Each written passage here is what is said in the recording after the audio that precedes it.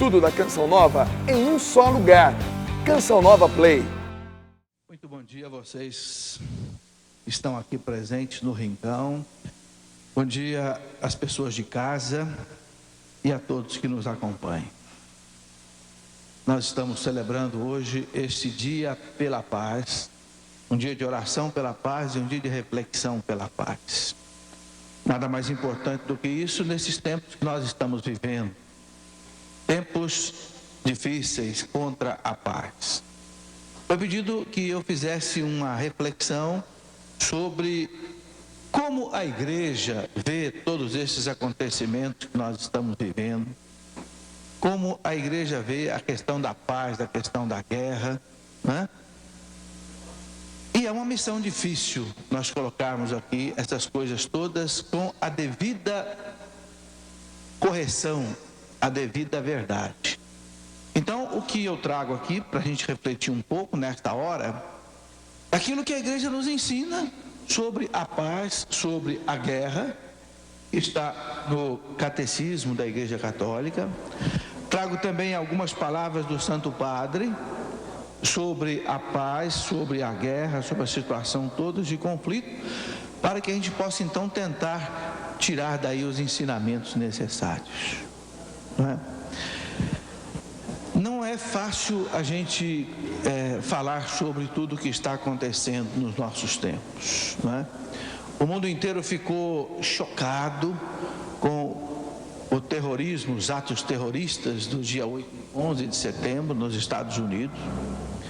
Foram quase 6 mil pessoas, ou talvez mais, pessoas inocentes, que foram mortas por maldade, deliberadamente. Alguém planejou esta morte deliberadamente. Não foi uma morte acidental, não foram mortes indiretas, não. Foi uma morte provocada por um tiro no alvo. Então, uma maldade muito grande. Uma maldade que, em última análise, né, conta com a maldade do homem e conta com a maldade do demônio. Não é só a maldade do demônio, é a maldade do homem, pior ainda, porque a gente sabe que o demônio, sem usar a maldade do homem, ele não consegue fazer mal para ninguém. Mas usando a maldade do homem, ele faz mal para muita gente. É a causa mista. Santo Agostinho dizia: o sobrenatural usa o natural, no campo do mal e no campo do bem. No campo do bem, a graça de Deus pressupõe a natureza, precisa da natureza, não cancela, não anula e não despreza a natureza. A graça usa e enriquece, melhora a natureza. Do lado do mal também. O mal sobrenatural usa o mal natural para fazer a sua desordem. Porque esse mundo foi entregue ao homem por Deus. Então, sem contar com as forças do homem, sem contar com a vontade do homem, com o sim do homem, nem o bem e nem o mal pode agir livremente. Então, essas coisas acontecem por isso, não é? Exatamente hoje completa um mês. Esse trágico ato terrorista aconteceu nos Estados Unidos. Completa-se um mês hoje exatamente. Mas ainda as nossas cabeças e os nossos corações não conseguiram assimilar ainda essa tragédia. Então vamos pensar um pouco naquilo que a igreja já pensou também, o Papa já falou. Logo nos dias seguintes, numa alocução do Ângelus, aquela alocução mariana que o Papa sempre faz no domingo, né? O Papa fez uma pequena alocução onde ele diz assim: judeus, cristãos e muçulmanos estejam na vanguarda, na busca da justiça, na luta contra a violência e na edificação da paz. Então o Papa chama todos os povos de religiões diferentes, judeus, cristãos, muçulmanos, a buscarem a paz. Nós vimos aí pela televisão, pelas reportagens, que nenhuma das religiões autoriza essas coisas. Nem a fé cristã, nem a fé judaica e nem o islamismo. Os líderes do Islã vieram a público para dizer: não tem justificativa no Alcorão. Maomé nunca pregou o terrorismo desse jeito. Então é realmente fruto de mentes doentias, fruto do fanatismo religioso de pessoas que matam em nome de Deus, como se isso fosse possível. O Papa viajando lá pelo Cazaquistão, o Papa disse: em nome de Deus ninguém pode matar. O Papa disse bem claro, lá do Cazaquistão, viajando ali pela Armênia, ali próximo da região ali do Afeganistão, onde parece que é o núcleo desse foco terrorista, que ninguém ouse dizer que está matando em nome de Deus, de jeito nenhum. Então o Papa disse lá na locução o seguinte: outubro é o mês em que se venera Maria Santíssima, Rainha do Rosário. No atual contexto internacional, convido todas as pessoas individualmente, famílias e comunidades, a recitar o rosário. O que o Papa pede em primeiro lugar é isso: pessoas, famílias, comunidades, recitar o rosário. E ele diz assim: possivelmente todos os dias, pela paz, a fim de que o mundo seja preservado do iníquo flagelo do terrorismo. Iníquo flagelo do terrorismo. A terrível tragédia do passado dia 11 de setembro será recordada como um dia tenebroso na história da humanidade. Será recordado como um dia tenebroso na história da humanidade. Por quê? Porque foi o maior ataque terrorista que o mundo já assistiu até hoje.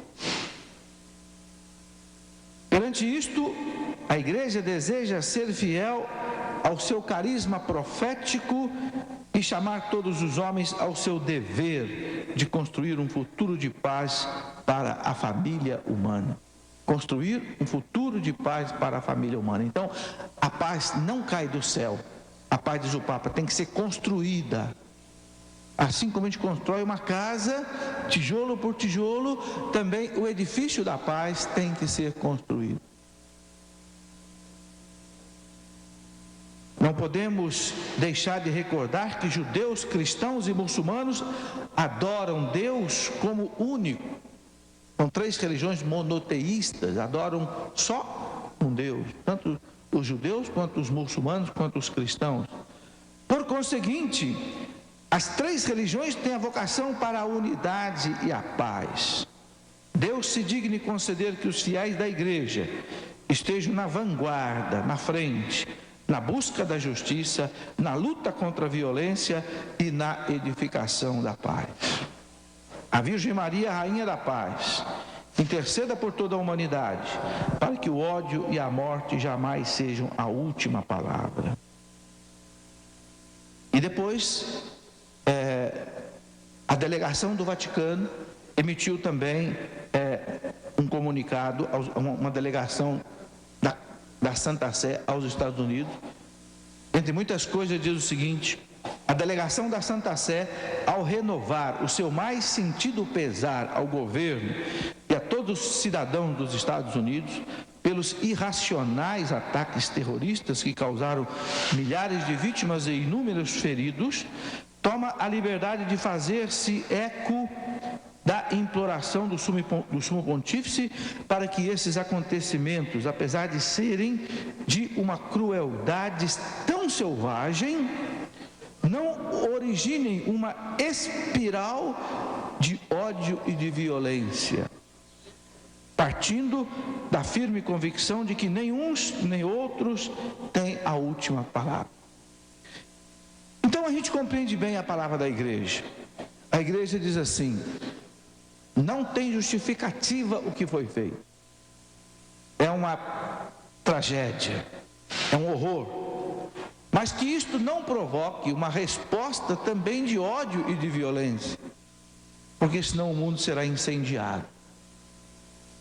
não é? Nós conhecemos bem o Evangelho, nós conhecemos bem a doutrina da igreja, não pagar o mal com o mal.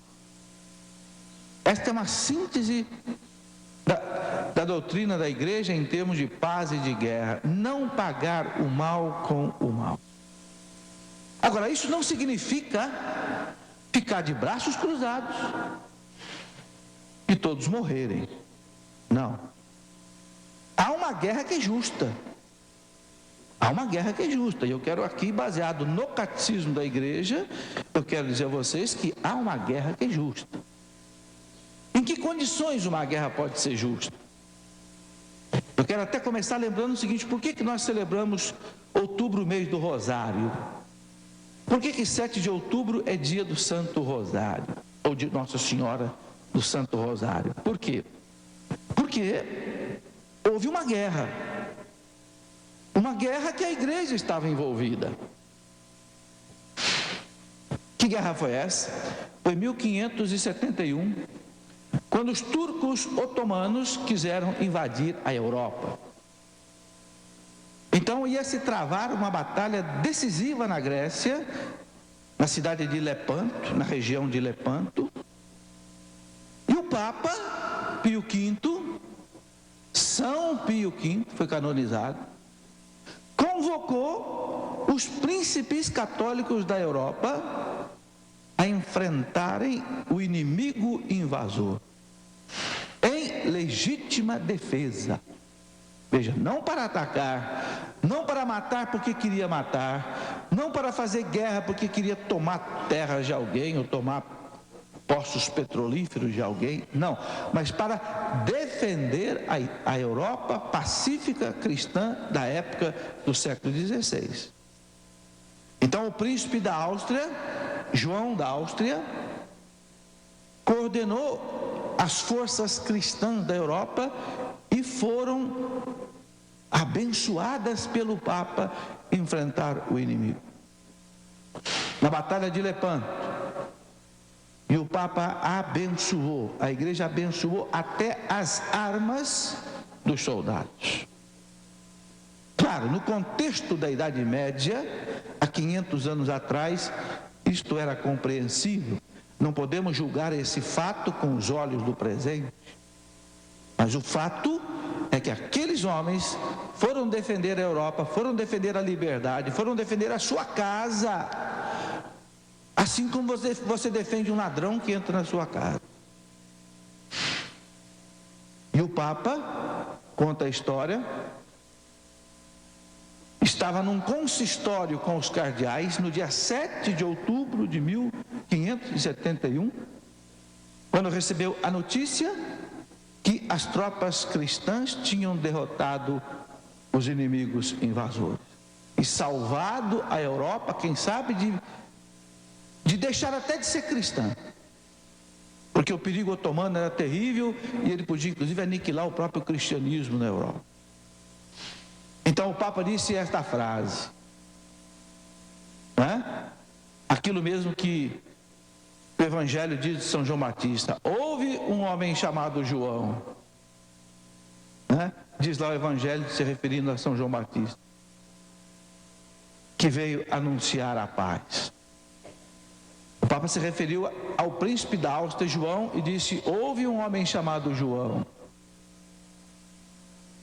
que coordenou esse trabalho e nos levou à paz. Então, mesmo a guerra pode ser, algumas vezes, necessária, quando ela é feita em legítima defesa.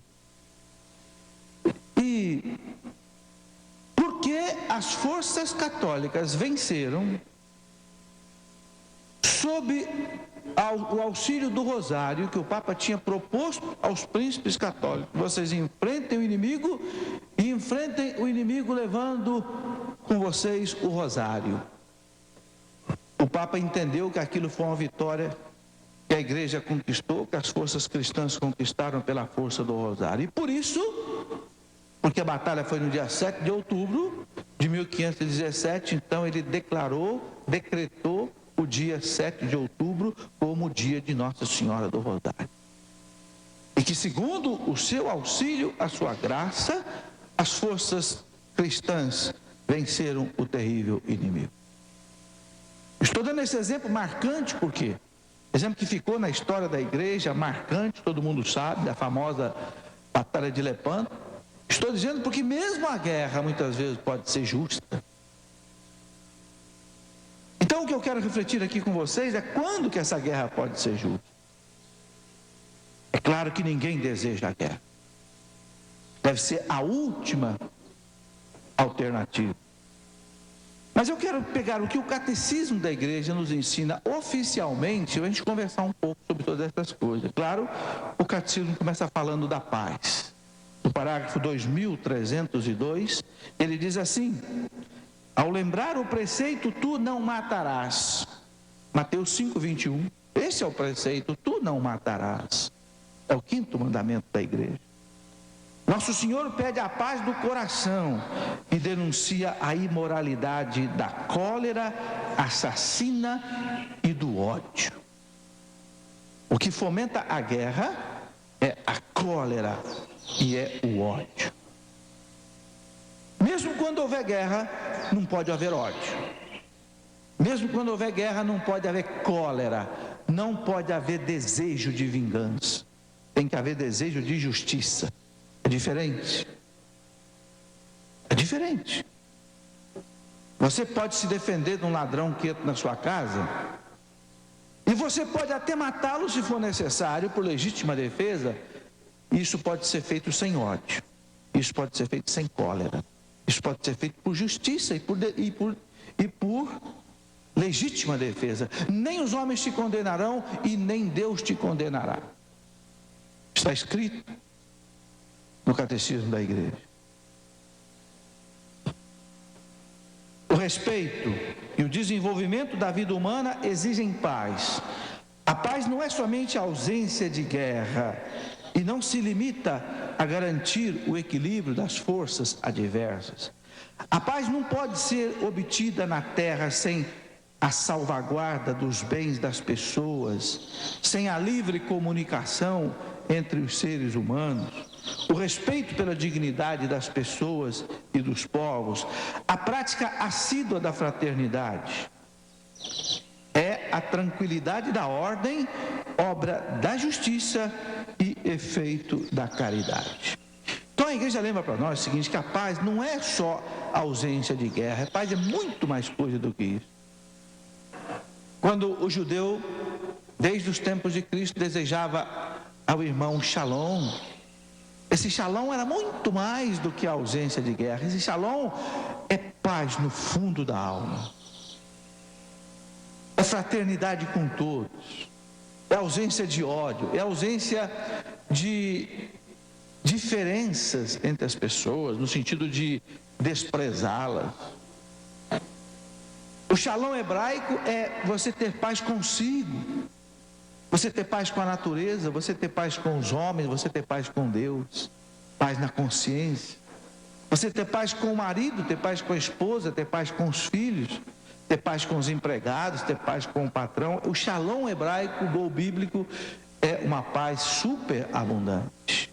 Então a igreja lembra aqui para nós o seguinte, veja que a paz não é somente a ausência de guerra, não é só o equilíbrio entre forças contrárias, não. A paz não pode ser obtida na terra sem a salvaguarda dos bens das pessoas. Sem que você tenha o direito de ter as suas coisas em paz, não pode haver paz. O direito é você ter a sua casinha, o seu carrinho, o seu chãozinho, não pode haver paz. Sem a livre comunicação entre os seres humanos, sem a comunicação, não pode haver paz. Sem o respeito pela dignidade das pessoas e dos povos, se um povo não respeitar outro, se uma família não respeitar outra, se um estado não respeitar outro, não pode haver paz. A paz terrestre é imagem e fruto da paz de Cristo. A paz terrestre é fruto, é imagem da paz de Cristo, o príncipe da paz. O profeta Isaías diz, o seu nome é conselheiro admirável, Deus forte, príncipe da paz. Isaías 9:5, né? Ele é o príncipe da paz. É por isso que a primeira coisa que Jesus fez quando ele ressuscitou dos mortos, na primeira aparição dele aos apóstolos no domingo da ressurreição, foi dizer: Shalom, Shalom, Shalom. Ele disse 3 vezes: a paz esteja com você. Mas depois ele vai dizer para os apóstolos: eu vos deixo a minha paz. Não a paz do mundo, não a paz do mundo, a minha paz. A paz que supera todo entendimento de São Paulo. A paz que supera toda compreensão guardará os vossos corações em Cristo Jesus. Ele é o príncipe da paz. Sem aderir a Jesus não pode haver paz. Sem aderir ao Evangelho de Jesus não pode haver paz. Sem aderir aos valores de Jesus não pode haver paz. Ele é a paz. São Paulo diz lá na carta aos Efésios: a paz não é um conceito, a paz não é uma definição, a paz é uma pessoa. A paz é Deus. Deus nos fez para a paz. Esse shalom que eu expliquei, para a tranquilidade, para a harmonia, para a felicidade. Deus nos fez para isso. O pecado quebrou esta paz.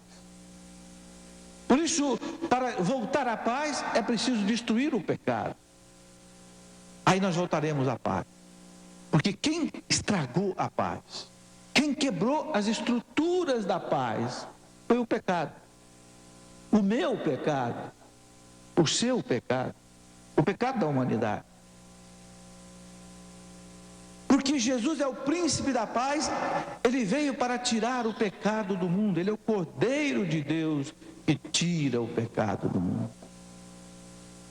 Quando a gente olha para o crucifixo, a gente vê o que o Cordeiro teve que pagar para nos devolver a paz, para poder dizer: eu vos dou a minha paz. Hoje é possível ter paz, pelo menos no coração, pelo menos na alma.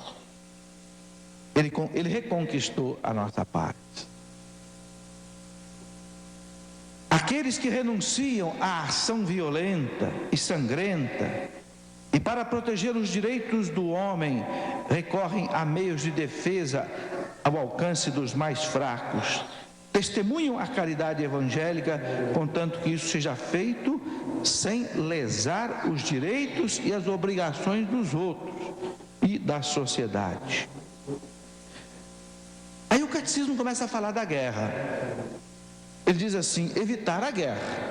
É o título do artigo 2307 do catecismo, do parágrafo. Ele diz assim: o 5º mandamento proíbe a destruição voluntária da vida humana. Então o que proíbe o 5º mandamento? Não matar. Não matar voluntariamente. Por livre e espontânea vontade, ninguém pode matar ninguém. Por causa dos males e das injustiças que toda guerra acarreta, a igreja convida cada um a orar e a agir para que a bondade divina nos livre da antiga escravidão da guerra. Cada cidadão e cada governante, cada cidadão, não é só cada governante, cada cidadão também, deve agir de modo a evitar as guerras. Enquanto, porém, houver perigo de guerra, sem que exista uma autoridade internacional competente e dotada de forças suficientes e esgotadas todos os meios de negociação pacífica, não se poderá negar aos governos o direito de legítima defesa. Então, o que a igreja ensina? Guerra não, mas se há um conflito internacional que você não teve culpa dele, você não provocou, você tem o direito à legítima defesa. Você tem direito, o país tem direito de armar o seu exército para defender a nação. Tem o direito. Mais do que direito, diz o catecismo, tem a obrigação. Então veja, guerra não, de forma alguma. Mas, em sendo atacado, é diferente. Eu estou lendo, porque é tão delicada essa questão, que eu não vim aqui para emitir a minha opinião. Eu vim aqui para ensinar o que a igreja ensina. Por isso eu estou lendo o que o catecismo, a partir do parágrafo 2304, ensina. É preciso considerar com rigor as condições estreitas de uma legítima defesa pela força militar. Então, quando que a legítima defesa pela força militar é justa? A gravidade de tal decisão a submeter a condições rigorosas de legitimidade moral. É preciso ao mesmo tempo que, então, a igreja coloca 4 condições para que uma guerra possa ser justa. Nunca uma guerra será bela, nunca uma guerra será bonita, mas de repente ela pode ser justa, na medida que você está se defendendo e não atacando. Uma vez, quando houve uma briga lá em El Salvador, aqui na América Latina, entre 2 grupos que se degladiavam, pediram ao cardeal Obando e Bravo, de El Salvador, que ele fosse desarmar um dos grupos que estava em guerra. Ele disse: não posso. Porque quando 2 irmãos brigam, você não pode desarmar um só. É covardia. O outro vai matá-lo. Então ele disse: vamos desarmar os 2, ou então não vamos desarmar ninguém. Um está com uma faca, o outro está com uma faca. Você toma a faca de um só? Não pode. Teria covardia. Então ele diz: vamos desarmar os 2, ou então não vamos desarmar ninguém. Não se pode desarmar um irmão quando 2 brigam e deixar o outro armado. Então o catecismo diz que tem 4 condições para que uma guerra possa ser tolerada.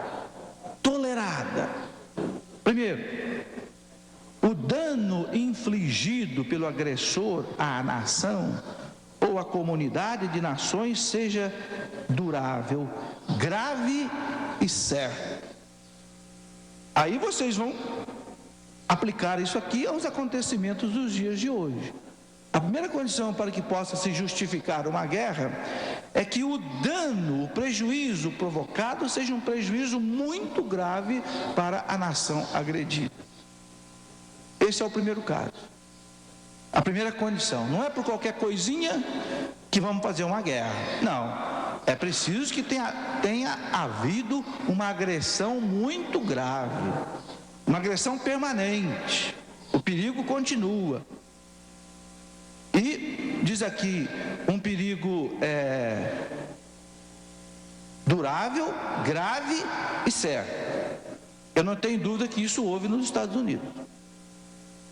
Houve um prejuízo enorme, que continua, porque a ameaça terrorista continua, isso é indiscutível.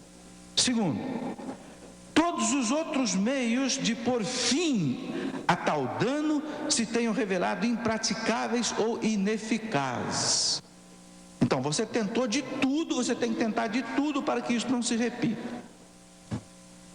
Por todos os canais diplomáticos, tem que ser tentado que a tragédia não se repita. Se você conseguir isso, você não pode fazer guerra. Infelizmente, parece que isso também falhou.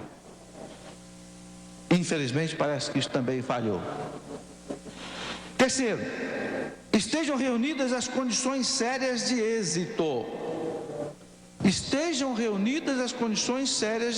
Quer dizer, vou fazer guerra, mas não vai adiantar nada, então não faça a guerra.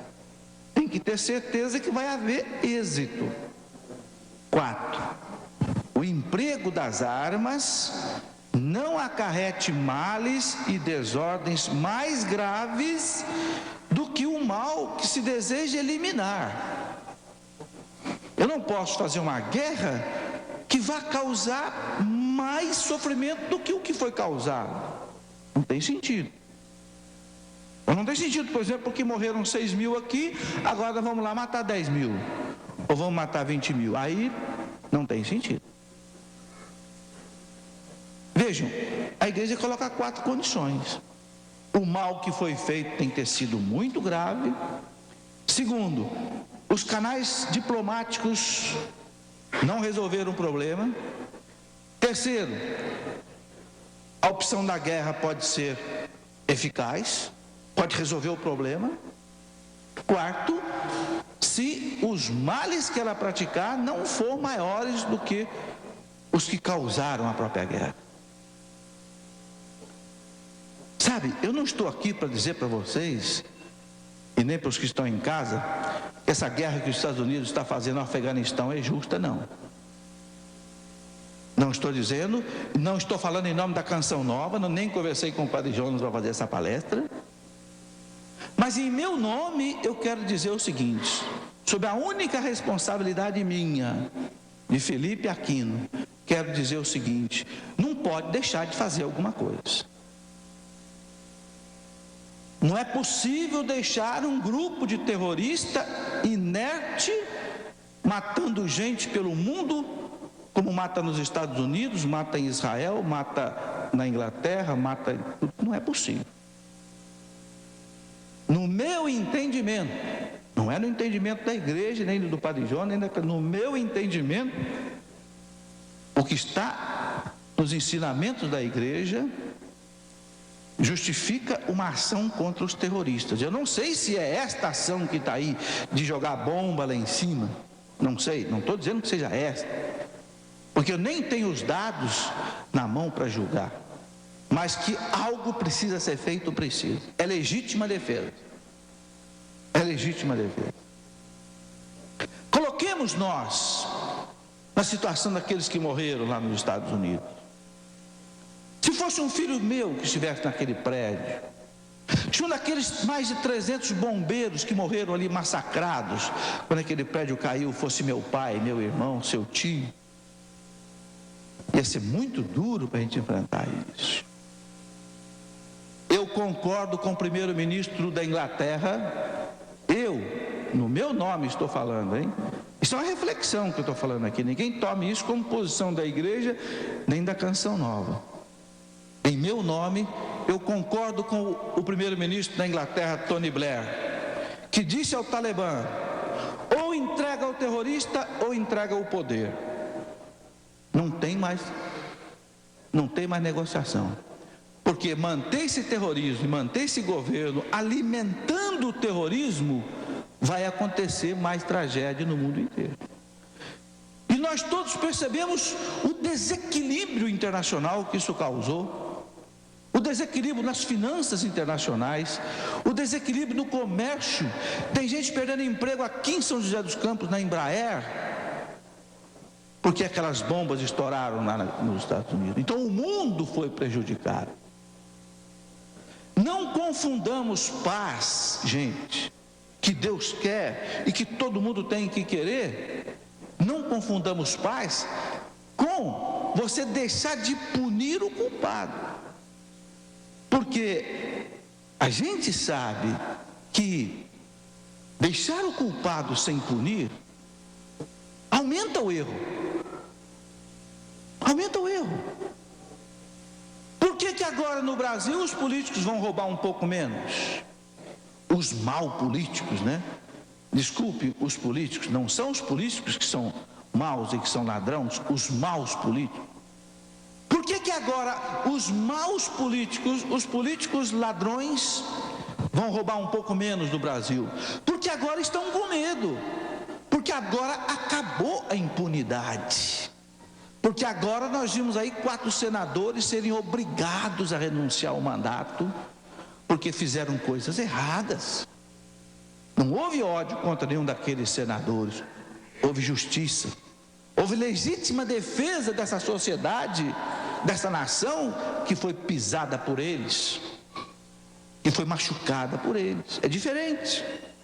Então nós temos que ser cristãos, nós temos que ser filhos da paz, como Jesus disse: bem-aventurado os artífices da paz, porque eles serão chamados filhos de Deus. Nós temos que ser artífices da paz, construtores da paz, porque nós queremos ser filhos de Deus. Mas até Jesus um dia puxou o chicote, né? Porque a casa do seu pai estava sendo profanada. E quem é a casa do Pai hoje, meus irmãos? É você, que é templo do Espírito Santo. Então não se pode também profanar as vidas das pessoas, das famílias, e nós deixarmos isso sem a devida justiça, não é? Continua aqui o catecismo a dizer para nós: Estes são os elementos tradicionais enumerados na chamada doutrina da guerra justa entre aspas, né? É duro usar essa expressão, né? Guerra justa. A avaliação dessas condições de legitimidade moral cabe ao juízo particular daqueles que estão encarregados do bem comum, dos governantes. Aqueles que estão encarregados do bem comum, eles têm que tomar essa decisão. Os poderes públicos tomarão as justas providências com relação ao caso daqueles que se dedicam ao serviço da pátria na vida militar. Isto é, estão a serviço da segurança e da liberdade dos povos. Se desempenham corretamente sua tarefa, concorrem verdadeiramente para o bem comum da nação e para manter a paz. Os poderes públicos devem prever equitativamente o caso daqueles que recusam o emprego das armas por motivo de consciência, mas que continuam obrigados a servir sobre outra forma a comunidade humana. A Igreja nunca foi contra a guerra em legítima defesa.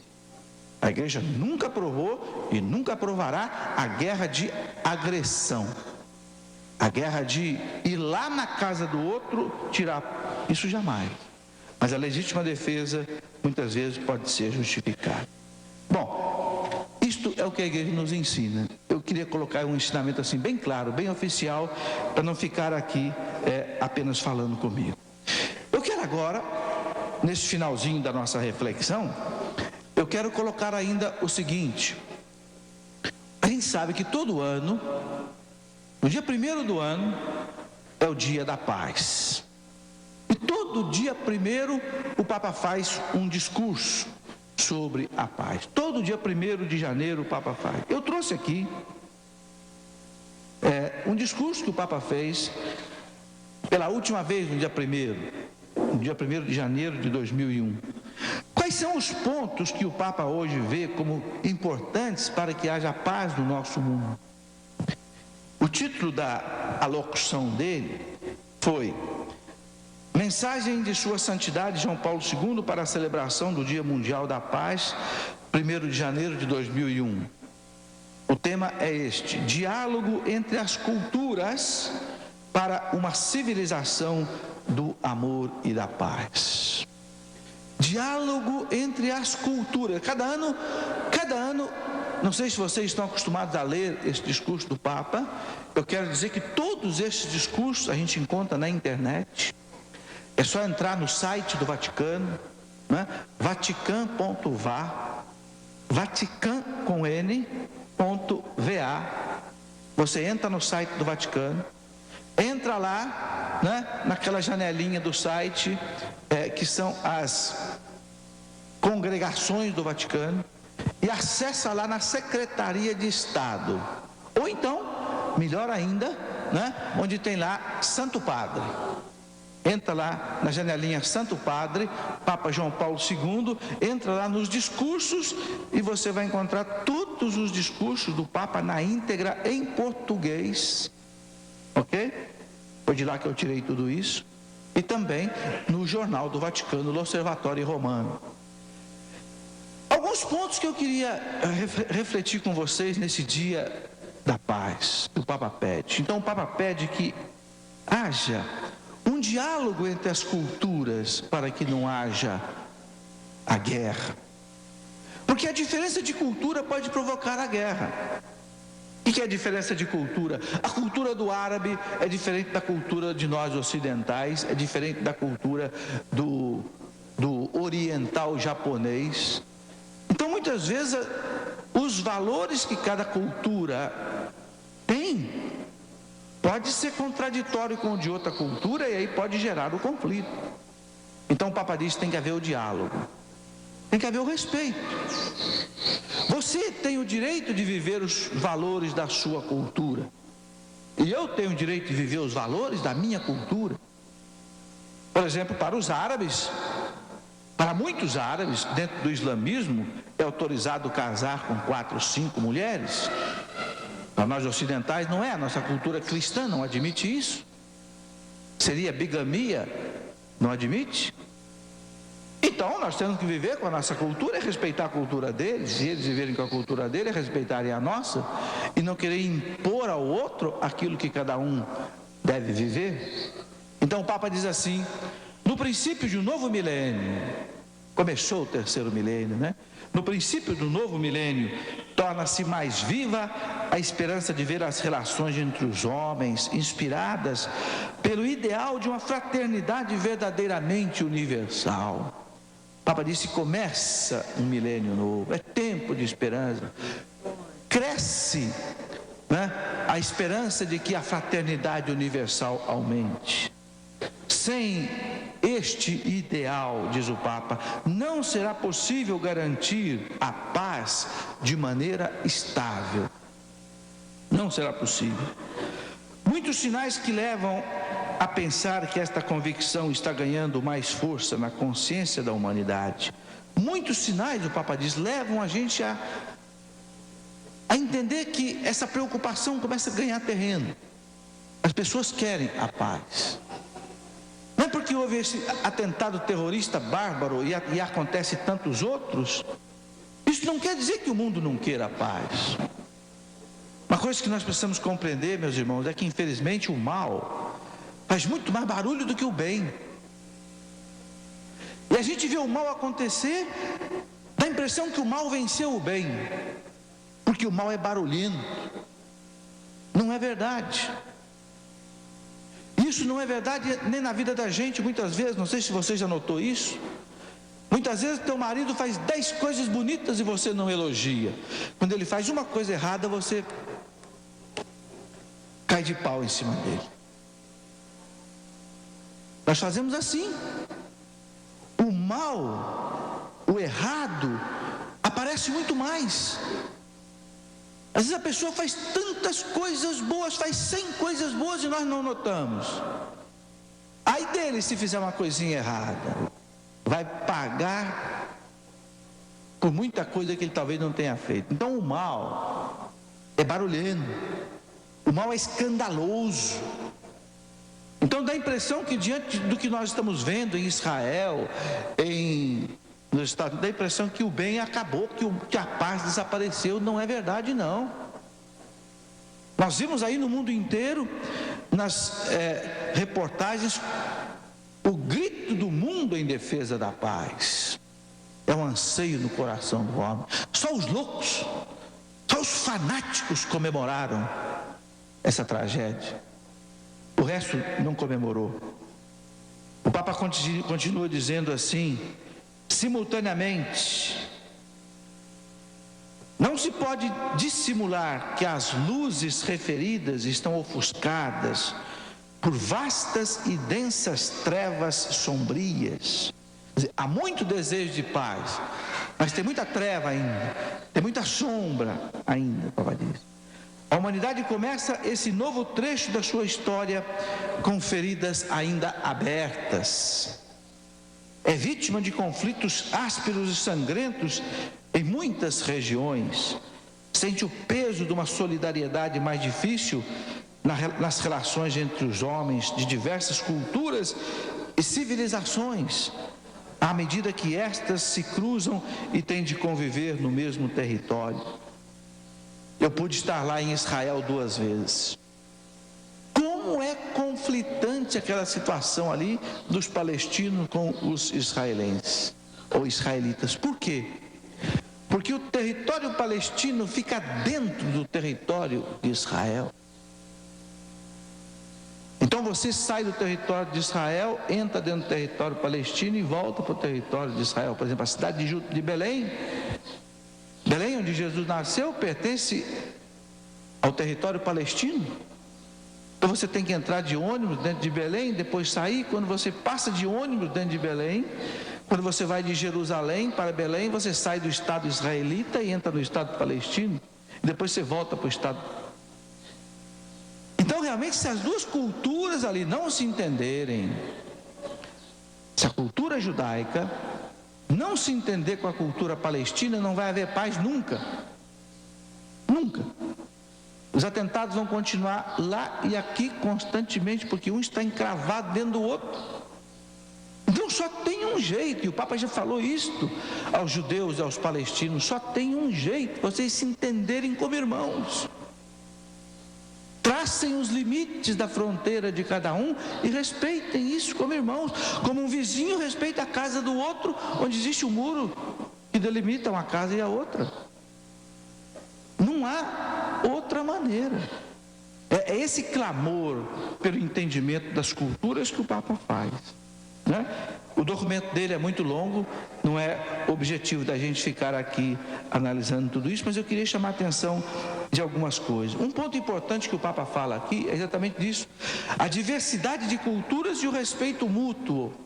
Ele diz assim: em tempos passados, as diferenças entre as culturas foram frequentemente fonte de incompreensões entre os povos e motivo de conflitos e de guerras. As diferenças entre as culturas. E ainda hoje, infelizmente, é com crescente apreensão que assistimos em várias partes do mundo à polêmica afirmação de algumas identidades culturais contra outras culturas. O que está acontecendo hoje? Certas culturas querem se impor às outras. E aí acontece a guerra. Não se pode impor. Pode se propor, mas não se pode impor.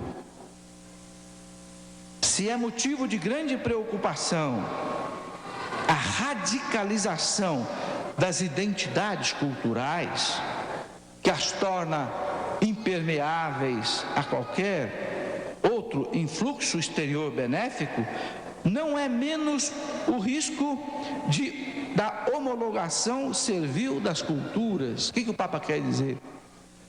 Não quer dizer que esse encontro, esse diálogo entre as culturas signifique que uma cultura vai ser destruída pela outra, vai se render a outra, vai abdicar dos seus valores. Não. Ela deve assumir o que tem de bom na outra, mas sem deixar de lado aquilo que ela tem de bom. E um outro ponto importante que o Papa coloca é o seguinte: o desafio das migrações. Vocês sabem o que são as migrações, né? Aqui no Brasil, nós temos um pouco de migração.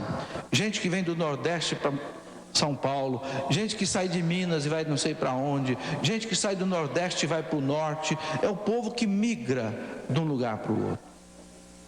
Isto acontece muito nos outros países, não é?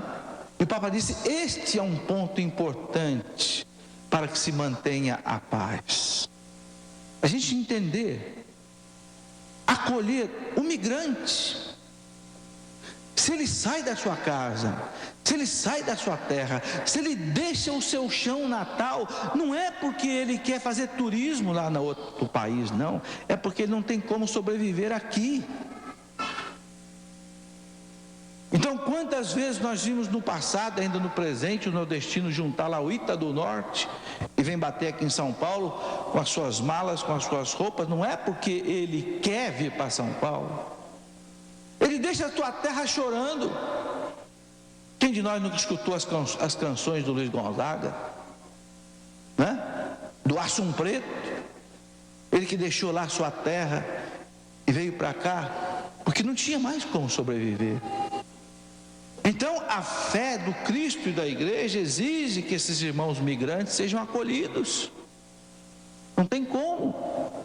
Sejam ajudados. Até quem sabe se ele possa voltar para o seu chãozinho querido.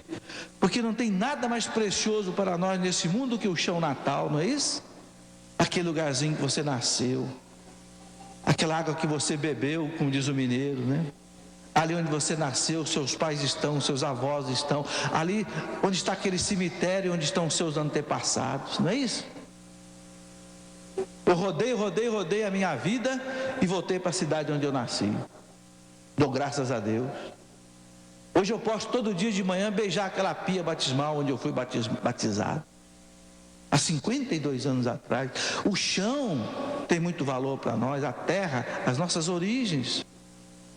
Então o migrante, diz o Papa, ele não sai do seu chão, ele não sai lá da Etiópia e vem para Roma, ou ele não sai lá do Ceará, do interior do Ceará e vem para São Paulo, ou para o Rio, ou para Minas, porque ele quer passear, não. Ele vem para sobreviver, é diferente. E a gente aí tem que ajudar. Outro ponto crítico hoje é a questão do racismo. O Papa fez questão de mandar uma delegação, eu até trouxe aqui o documento dessa delegação da Santa Sé, na conferência da ONU contra o racismo, que aconteceu em Durban, na África do Sul, agora no dia 3 de setembro de 2001. Veja o que a delegação do Vaticano disse lá em relação ao racismo. A luta contra a discriminação racial diz respeito, sobretudo, ao modo que desejamos estruturar a interação entre os indivíduos e os povos, no início de um novo século e de um novo milênio. O racismo é um pecado. A igreja foi lá, a Secretaria de Estado do Vaticano não deixa de participar em nenhum desses eventos internacionais importantes, e foi lá dizer: o racismo é um pecado entre os indivíduos e entre os povos, no início de um novo século e de um novo milênio. A igreja não deixa de calar a sua voz. Fundamentalmente é uma mentira, um conceito inventado de maneira deliberada para criar divisões na humanidade. Esta conferência deve falar a verdade no que diz respeito à dignidade humana, a verdade no que se refere à unidade fundamental da família humana. Trata-se de uma conferência sobre os fundamentos éticos de uma comunidade internacional. Então a igreja foi lá, em Durban, aqui na África do Sul, para dizer, o racismo é um pecado. O homem não pode ser julgado pela cor da sua pele, porque todos nós temos um código genético do mesmo jeito, todos nós temos o sangue vermelho do mesmo jeito. Não é porque eu sou amarelo, ou sou branco, ou sou pele vermelha, ou sou negro. Nós somos irmãos. Então tudo isso, meus irmãos, tem que ser trabalhado para que haja a paz. É a questão dos migrantes, é a questão dos pobres, é a questão do racismo, é a questão das diferenças de culturas. São muitas e muitas coisas. Mas a igreja não perde a esperança, porque sabe que Jesus é o príncipe da paz. Amém. Tudo da Canção Nova em um só lugar. Canção Nova Play.